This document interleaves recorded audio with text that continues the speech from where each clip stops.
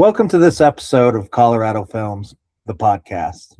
Today, I am joined by Mandy Spooks and Rudy, or who likes to go as Mr. Spooks. Mandy is a Latina horror filmmaker and screenwriter. She started out as a Halloween lifestyle content creator and quickly grew her Ghoulster Squad community of women around the world who are looking for a space to be their authentic, spooky selves. She quickly realized that there were many women who loved horror, but there is a huge gap of horror movies actually being created for them. Together with her husband, who has been the most empowering co-director and DP, that they created Ghoul Mates Entertainment with a mission to make horror for women. The Denver horror community and filmmaking community have been huge supporters of their mission. And Rudy, who goes by Mr. Spooks, is the co-director and cinematographer of Ghoul Mates Entertainment. He has 2 decades of video production experience across commercials, programming, and film, with expertise in cinematography. He always wanted to work on his own films, but could never find a screenwriter to work closely with. When he saw how powerful Mandy's mission to empower other women was, he realized she was onto something bigger. She has always been a great writer and has had passion to be a storyteller. So he encouraged her to lean into those skills and step into being a filmmaker because she really believed she was meant for it. And here they are. They are now co-directors and in post-production of their first film. Mandy, Mr. Spooks, thank you for being on. Tell us about your first film. So, go ahead, Mandy. Bad Boy is kind of genre blending romance and horror and true crime, that I feel that women who really love the spooky stuff are really into right now. And it follows Sam, who's a 28-year-old woman who suspects that she might be dating a serial killer, but she doesn't realize that her dog might be hiding a very dark secret. Oh, okay. And so you've written, and you are producing this one. So how far along are you guys with it? So yeah, I wrote the script and then we just got through production back at the beginning of January, and now Mr. Spooks has been doing all of the post-production and he's done quite a bit, so I'll let him talk a bit about where he's at in the process. Okay. I think we're probably maybe a month out from finishing. It's been kind of a hard journey, mostly because I have a full-time job and have to find little bits and pieces of time to really work on the short, but it's been fantastic. Right now I'm in the middle of doing all the sound, and then once that's completed, I'm going to do the color for the whole short, but we're getting pretty close, and it's been really fun. And it's just been fun seeing it all come together, because when we had like a table read for the first time, and like seeing Mandy's words come to life was amazing. But now seeing it on screen, it's crazy. It's been awesome. Nice. Yeah, and being married, it's that spousal support, and you're talking to each other all the time. So that, that probably helps with the communication around the house. Yeah. So that's awesome.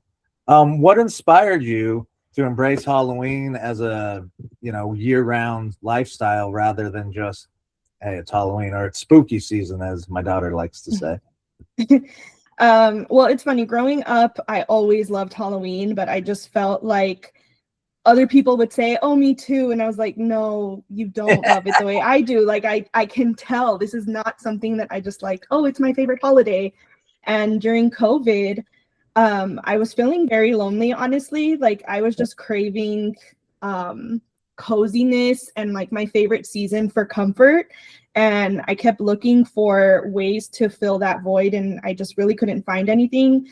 And Rudy had been saying like, hey, we should do a podcast, and I just hadn't been sold on it. And then I realized we should create what I'm trying to find that I just can't find out there. And so we created the Ghoul Mates podcast, and it was a Halloween podcast where we kept the spirit of Halloween alive through pop culture and nostalgia. And at that time, he kept saying, we should start a YouTube. And I was just so nervous. I was not confident back then. I wanted to stay behind a mic and just like stay in my own little world. But then as we did more episodes, more women started reaching out to me, like across the world, from the UK and Mexico, all over the US, telling me how they finally found that they finally found a community where they felt seen and that they fit in. And so the more I heard from other women, the more it gave me the confidence. So we finally made the jump to YouTube. And that's really where like a full-on lifestyle came to be. I think we found a community of other people who were doing that. And so it just became a life of its own. The more that I discovered there were other people who really believed in this mission and that needed someone to empower them, the more it empowered me at the same time. Okay. And it just kind of, it took a life of its own. And the more I created content, the more I just had this void in my creative brain that I just couldn't get everything out that I wanted. And that's when Rudy was just like, I think you're meant to be a filmmaker. And he was just like, your ideas are just way too big to execute as a creator. Like, you are meant for more. And he kept pushing until I finally was just like, okay, let's try it. And then Bad Boy was born. All right. And have you guys planned on putting Bad Boy in any film fests? Have you been looking, or are you going to just self-distribute? We are still trying to determine what the best route for us is at the time. We've considered doing a film festival circuit, but also we feel ready to share it with the Ghoulster Squad, who are the people who inspired it. So we're still trying to figure out if maybe we can find a balance of like a short circuit so we can maybe release it for Halloween. But I recommend following us on our social media on Instagram at Ghoul Mates Entertainment, because that's where we'll be sharing the news once we know for sure where it's going to go first. Okay. And how does working with your partner, with your husband and or wife, both of you, how does that shape your creative process? Do you want to take this one? Sure.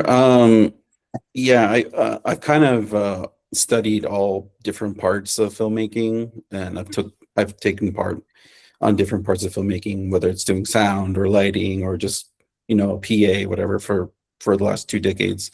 Okay. And this was the first time that I've been able to put it all together. And Mandy Spooks really helped me kind of put it all together. Like, she was the missing piece to making this come true. Like, I've always wanted to do some type of narrative piece, but I'm not a writer, like, and I'll admit that, like, I can come up with some ideas and stuff, but I'm not like a writer. And I've seen a couple of times where Mandy, just listening to her writing, whether it was on her channel or, you know, something creative she did in the past, I knew that there was something there, something where if I could help her and guide her in a certain direction, I could make her into a filmmaker, because she's very creative and it's very, you know, like, she has really huge ideas that, you know, may or may not work for like the, you know, traditional social media audience.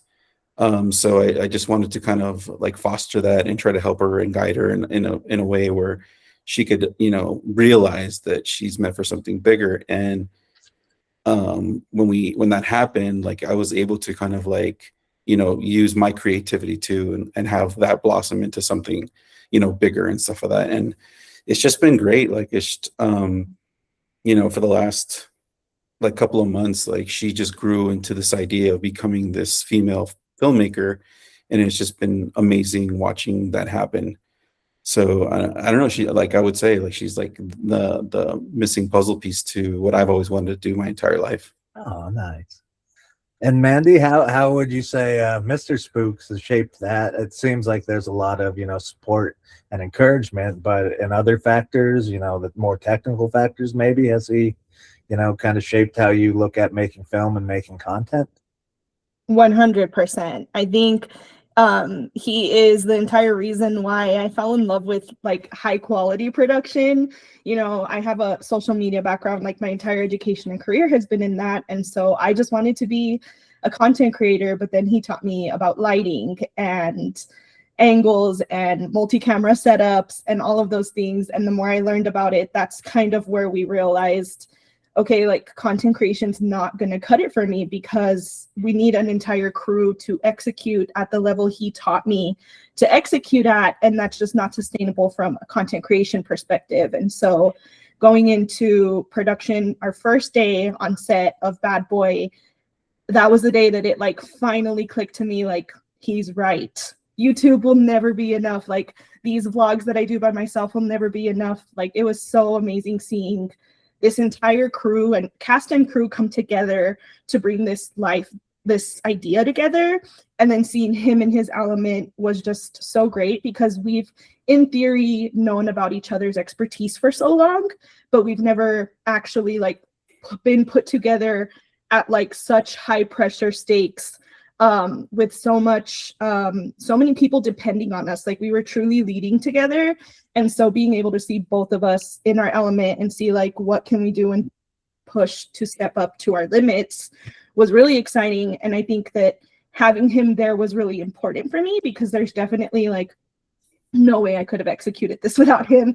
Like, knowing I had him there to guide me through it, because I'm still learning filmmaking, was really reassuring for me. Beautiful. Nice. And you've mentioned you're making horror films for women, and there's also the Chicana aspect to it too. What does that mean for you creatively? I mean, I have ideas what a female made horror film for woman is, but I'm not a woman, so. Yeah, I think for me personally, I see a lot of great women's stories on screen, and it always bothers me when I see something like Nosferatu recently was made. And the whole time I was like, this is a great story, but it just feels like there was some kind of missing to it. And then I come to find out that it was not women leading this production. And I kept finding that happening very consistently every time I was watching horror. And I just felt like, you know, audiobooks are a huge part of the horror community, especially for women. And I started to analyze, like, what is it about audiobooks that capture something that movies don't for women? And it really goes deeper into characters and empowering women to be sex positive and feel the way they want to feel. And so I wanted to create a film that brought all the fun vibes that women love in horror movies, but then also brought the complexity of emotions and character development and female empowerment from the books, and kind of like merged those worlds together. And then another part of it was also just inclusivity. Like, we really wanted to make sure that we had a very diverse and inclusive cast and crew. And so we're so proud of the fact that we can really say that this project was brought together by so many walks of life, and definitely like women across the board, from our designer to our grip to our lead actor. It just really came together in a way that we really feel was like a manifestation of our mission for the film. Okay. And kind of on that note, what was the biggest challenge transitioning into producing and directing your own film?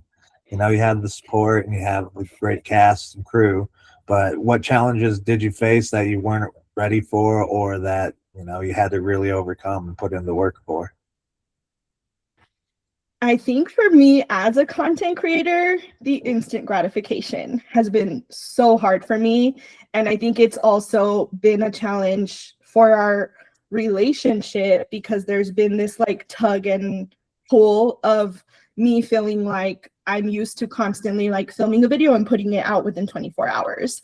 And now it's been like months. And I feel like I've been talking about this with my audience for almost a year now, and I have like nothing to show for it. And so it makes me feel like I'm not producing enough. And then he's kind of like, great things take time. So I want to let him talk about like I love his analogy of fast food versus 5-star restaurants, because I feel like that was the perfect way it finally clicked to me. Yeah, we had had a couple of discussions, because, and I know that she really wanted to, you know, put this out to the audience and like get that instant gratification. But yeah, I explained to her, like, when you go to a 5-star restaurant, you know, they take the time to create that meal. Like, it's not just like you order it and then 5 minutes later it's there. Like, you know, you have a sous chef, you know, preparing all the pieces to put this one meal together. and they might even have to like cook it overnight or something crazy like that. But that it takes time to have a meal like that, and that's why it's so expensive versus, you know, a fast food restaurant. Which there's nothing wrong with fast food. I love fast food, but it's fast food for a reason. It's very quick, it's cheap and stuff, and it's not, you know, you can't compare, you know, a McDonald's burger to, you know, a 5-star, you know, steakhouse. You know, both are good, but they're both different things. You know. Yeah.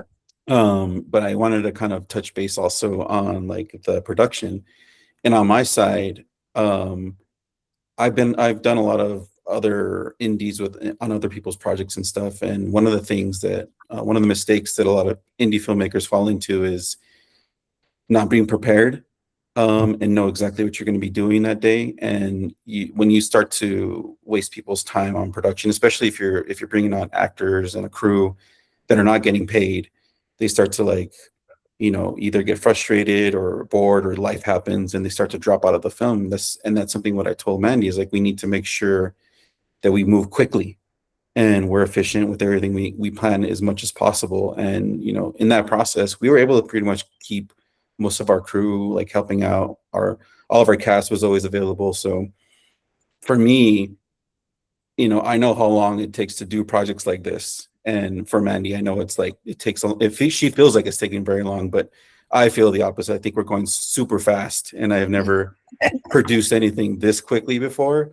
So I think that it's just, you know, two different ways of seeing production. And I know that she's really excited to show the world and share it with the world and get that instant gratification. But I feel like it's going to happen soon, because we're going pretty quickly. And like, sometimes these productions will last like 1 or 2 years, maybe.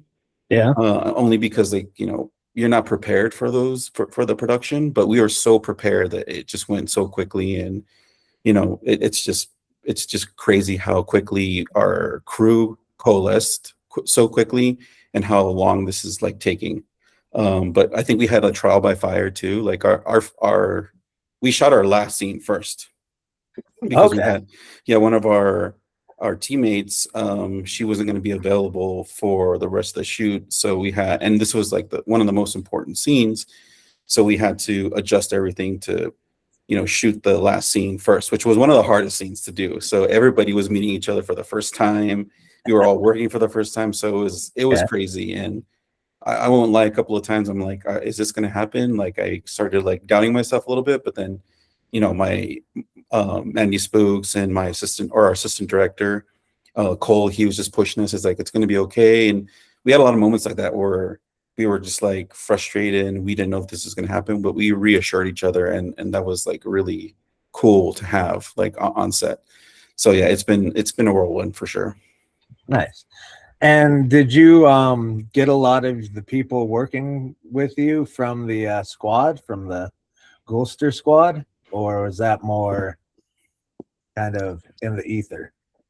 I think that's a Mandy question. She knew since I was working full time, she really was the backbone of the production as far as like producing. So she put together this team. Okay.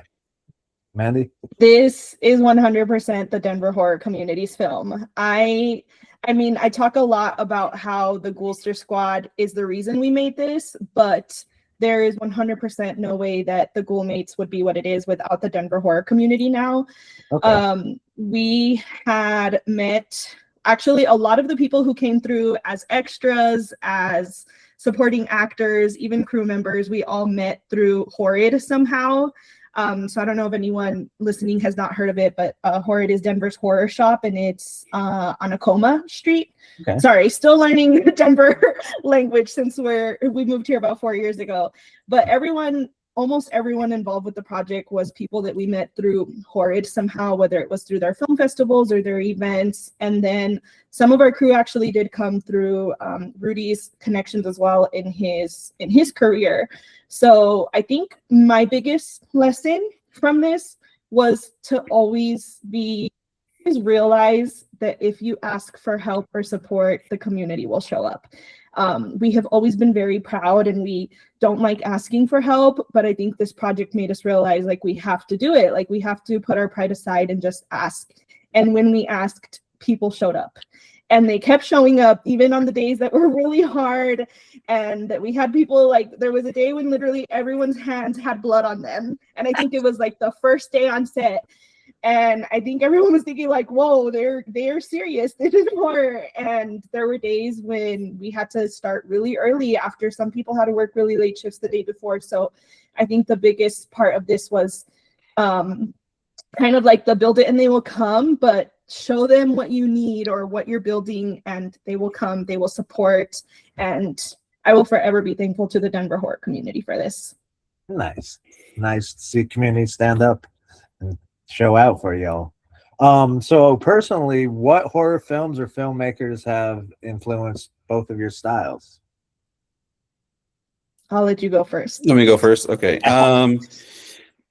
I think that there's a lot of I wouldn't say just horror filmmakers that have influenced me. You know, Danny Boyle, George Romero, Darren Aronofsky, Steven Spielberg, all those guys have really influenced me. Even Stan Brakhage, which is a experimental filmmaker from like the 70s. Like all of those guys really influenced my filmmaking style, I guess. But also, you know, Gordon Willis, Janusz Kaminski, like those directors of photography really influenced my look. Larry Fong is a good one too. So there's just tons of filmmakers that, you know, have influenced me, but I've always been in love with just creature features. I'm a big Godzilla fan. My dad introduced me to Godzilla when I was a kid. I like, that's probably one of the earliest memories I have of growing up was seeing Godzilla, the original one, black and white one. And I always wanted to do that. Like I always wanted to, like, you know, play make believe for a living. And you know, life happens, so I had just a regular job for the last couple of years, but I've always had these moments where I was able to like play filmmaker. But this is probably truly the first time that, you know, I had an opportunity to do an actual, you know, piece of fiction that was actual filmmaking.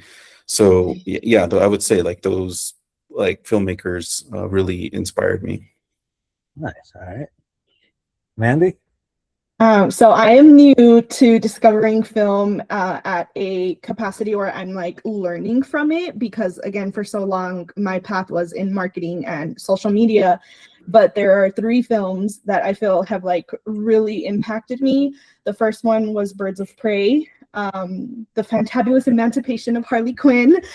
When I saw that film when it came out, I think that was like the first time that I saw women on film that I felt was like, oh my gosh, this was made for me.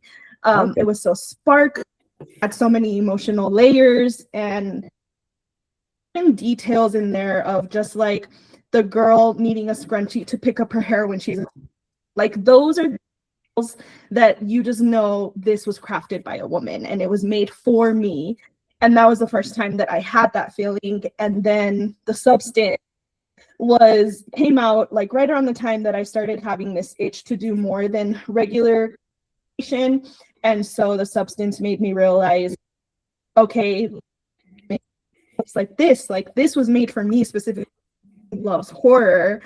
And The Bride was written and directed by Maggie Gyllenhaal.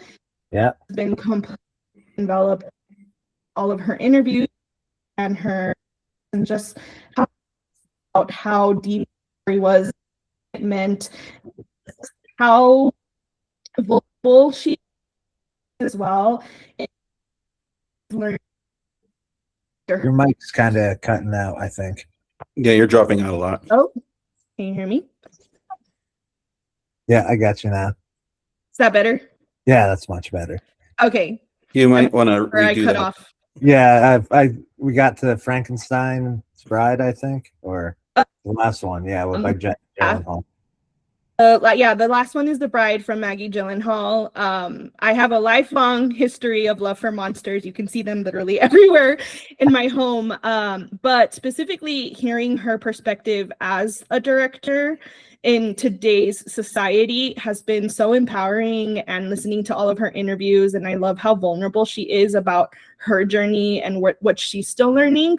So I think just surrounding myself by stories that resonate with me is what inspires me most. Nice.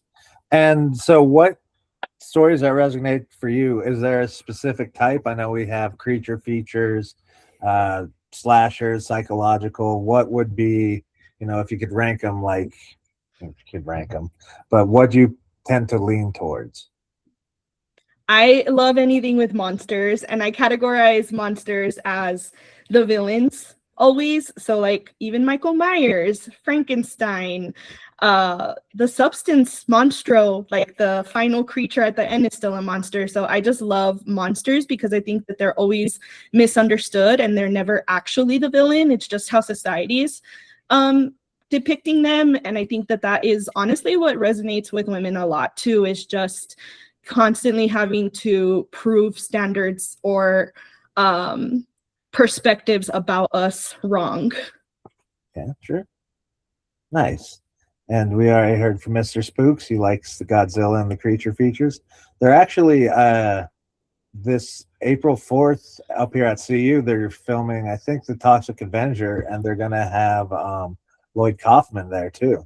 Oh, nice. Very cool. From Trauma. Yeah, so I'm proud. I'm thinking with the family trying to get out to that one, but yeah, I'm a big B-real, creature feature too. Like, make it kind of not really good, but show the heart of it, and then let's roll. Yeah, exactly. That's cool. Yeah.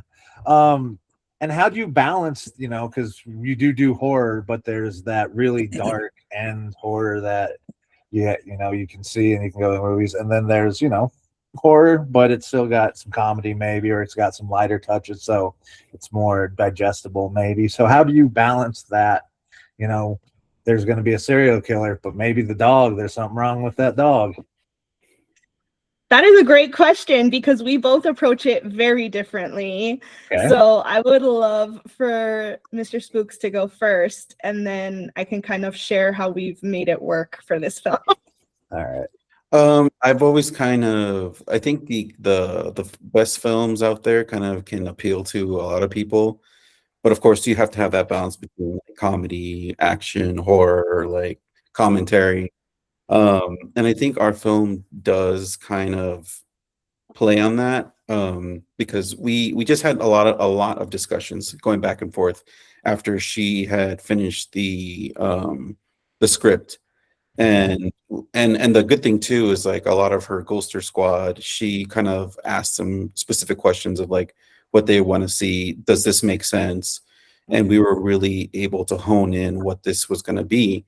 And there'd be times where I'd be like, oh, a lot more of the kills that happen in it, like it should be gorier or more intense, but we didn't want to go over the top to the point where like it turns off a specific audience. Or there was a couple of times she wrote the dialogue for the guys, and I told her, like, guys would never say that, so we would adjust some of the like the dialogue based on like experiences, and we just worked really well together, just bouncing ideas back and forth. But once the script was written and we shared it with a couple of people, we really understood like where it was strong, and we showed it to both men and women to see like how they felt about it. And it just came down to that too. We really wanted to lean on our audience to see what they wanted to see, because that's the whole point of this. We want to entertain people. Like, that's the number one goal. So it came down to a lot of like data and just trying to figure out like what the best script we can put out there. And I think we achieved that because we just did so much research and throwing ideas at each other and just trusting each other with our experiences as men and women. And I think that's it was really fun doing that. Nice. And Mandy, is that how you see it too, or? Yes, definitely leading up to post-production, that is very much how we collaborated. I think in the post-production phase is where we started to really realize that we kind of had different visions for certain scenes, but it was great because it really forced both of us to hear each other's perspectives on it. Rudy definitely leans more into the darker nihilism of horror, and I am all about the fun jump scares. I want people to escape into films and just have fun. And so in the post-production phase, that's also for me something exciting that I'm learning as a filmmaker, is just like how differently the same footage you shot could be edited to be either really dark and scary and sad, or really lighthearted and a little sexy. And so it's been a really great process of us sharing why we see certain scenes going a certain way, and then finding the perfect way to blend them. And I do want to touch a little bit about like us being co-directors, because we've received some feedback of, oh, that's so amazing that wife and husband are doing this together, and some saying like, that sounds like a nightmare. And so I do want to say, I don't think it's for everyone, but I think for us, because we did work together so long on content creation, like on YouTube, podcasts, all of those things, we did learn how to work together. And it was really important for us to respect each other in our roles. I think that always came back to like storytelling for a woman, for the audience, who we're doing this for, always came back to me, but everything that always came back to like the actual production side, like does editing it this way make sense, the lighting, the framing, all of that was always his lane. Like I was never going to step on his shoes, and he was never going to step on mine. And if we ever did feel like we weren't agreeing on something, we made sure not to do it in front of the crew. We would always like step into another room or discuss it, but we tried to make decisions like once we got on set, everything should have been decided. And if things came up, we were always very collaborative, but respected each other's roles within our co-directing roles. But I think that has become something that has come up even more in the post-production process.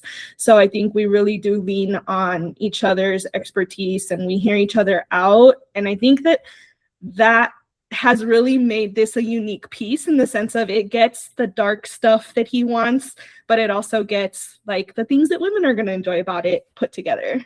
Nice. I think I wanted to add one more thing. I knew that this production was going to work because we planned our own wedding. Okay. And it was crazy, but we were able to like come together and make it work. And I would give some advice to people that are going to get married. If you really want to know who you're marrying, plan a wedding together. Don't get someone else to do it yourself, and you'll figure out exactly who you're marrying. And you know, when we did it together, like I knew right away that whatever we did, we were going to be like a solid team. We're going to do some great things together. Nice. Yeah. You're going to become a spooky chaplain, Mr. Spooks? Maybe. Yeah. Tell them, did you guys plan this, or did you get someone else to tell me to make a spooky wedding? You know. Do you feel horror is becoming more obviously it is with you, but is it becoming more inclusive with, especially for women, or do you still think that it's so far behind? I think there have been major strides. There was just a really great documentary released on Shudder called 1,000 Women in Horror, and it does highlight and celebrate a lot of the things that women have accomplished in film. But I do feel like we still have a long way to go, and I hope that the more that we get to talk about this and the more we spread our mission, the more we can normalize women being unapologetically themselves on screen. Nice. I like that. And what opportunities do you see for independent horror films right now? Because I've heard, that there's a lot of them out there, and that, but it's with horror, it can be hit or miss. So do you see the independent horror scene growing, or do you see it like kind of consolidating from your point of view? I definitely see a huge growth and interest. The horror community itself has grown so much since COVID. It has really just been this like spooky revolution since 2020. I think people are just looking for escapism. It's very cathartic for people to watch, and that in turn is really inspiring people to create their own horror. And I would love to give Mr. Spooks a chance to talk about how he sees indie filmmaking growing, because it's actually something we've been talking about a lot. Okay. Yeah, we talk about it a lot. I think I want to start with women, specifically in filmmaking. Like, I think women are having their moment. in filmmaking. Like you're starting to see a lot of women filmmakers pop up here and there, including directors, cinematographers, and they're just kind of like being sought after. And I think it's amazing because we're going to be able to see new stories we haven't seen ever in and it's also like people of color too, people of color, women. I think we're gonna be able to see new stories that we've never seen before, new perspectives, and I think that's amazing.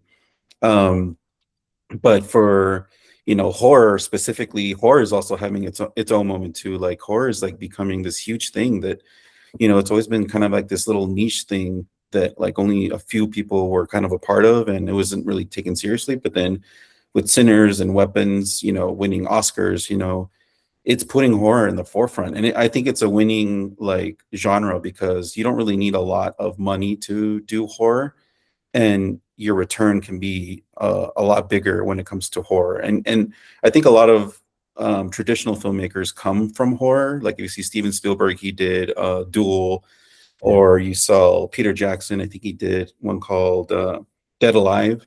Yep. And they all kind of cut their teeth in horror filmmaking, and they kind of like tried almost every discipline you can think of in filmmaking, whether it's special effects, cinematography, directing, sound. You get to play in that sandbox and try every single thing. So you honed your craft in a project that may not have a huge budget, but you're still like pushing your technical skills to the limit. So like seeing a horror like win Oscars is like a massive thing, and I don't think people really realize that. And I think that horror is going to be very popular in the next couple of years. But I think also indie filmmaking is going to be huge. I know that Hollywood right now is kind of, everybody believes that Hollywood is dying and it's going to go away, whatever. But I don't think that's true at all. I think Hollywood has always gone through a transition period where people are like saying Hollywood is dead. They've been saying that since the birth of Hollywood. Yeah. But Hollywood tends to always transform to something new. And I personally think that we're going to start to see a lot of independent studios pop up throughout the United States, and they're going to be Hollywood. And it's not going to be like a place anymore in California. It's going to be, all these multiple studios, independent studios popping up. Iron Lung was a huge thing too. Like this guy put together like Iron Lung, and it was an independent film, and he was able to distribute it himself in theaters. And I think that's a huge thing too. And I think that's how Hollywood's going to transform and survive. We're going to start to see like all these independent studios like us, and we're going to start to, create our own audience to cater to. And then hopefully at some point, a bigger studio will pick us up to do a project for them, or we just distribute straight onto like a streaming platform or any theaters we want to do. But, I think it's an exciting time. And I think that, I'm doing everything I can in my power to, teach Mandy as much as I can about filmmaking, because I think she has the grit and the talent to be a really big female director. Nice. And, and I want to be a part of that ride. So that's how I feel about like the future of like filmmaking and stuff. You got to put on some sunglasses then. Your future's so bright. Right, I hope so. All right. So quick, horror quiz real quick, if you don't mind. So if you could direct and remake any horror film, what would it be? Oh, that's a hard one. I would have to say, oh man, that is really hard. I'm a really big.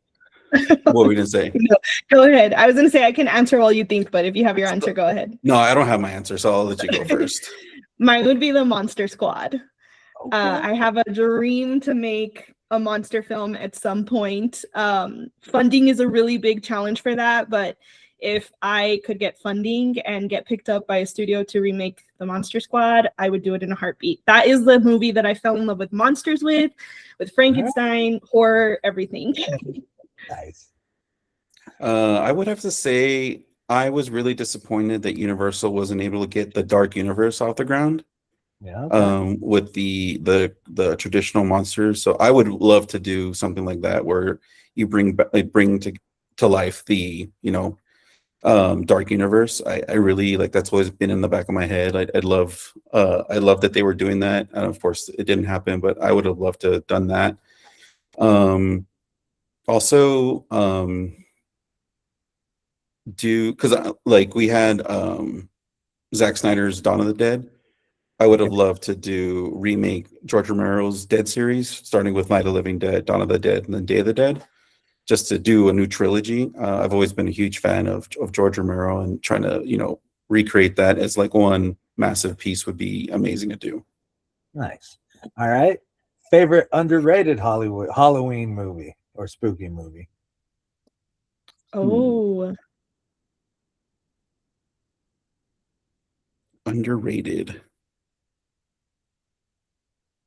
I feel like I just talked about an underrated film and now I Yeah. can't remember what it is. All right, well, that's fine. I like this question better anyway. So, what does the perfect spooky movie night look like to Mandy and Mr. Spooks?